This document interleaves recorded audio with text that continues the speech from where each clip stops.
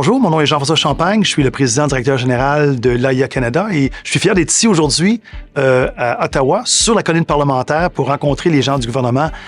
On est ici évidemment pour leur parler du droit à la réparation, un droit fondamental pour le consommateur, assurer que les gens au Canada ont le choix et le droit de choisir où ils vont pour faire l'entretien et les réparations de leur véhicule. Et évidemment, ça prend un cadre législatif, ça prend une loi au Canada pour assurer ce droit-là. Et on est ici, évidemment, pour faire des représentations.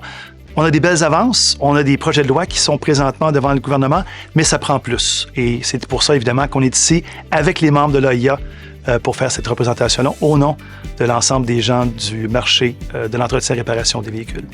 C'est important qu'on ait une réglementation, une législation sur le droit à la réparation, parce que présentement, ce qu'on a, en fait, c'est une entente à l'amiable. La fameuse entente CASIS existe là, depuis 2009. Ne fait pas prise compte de tout l'ensemble des changements technologiques des véhicules d'aujourd'hui.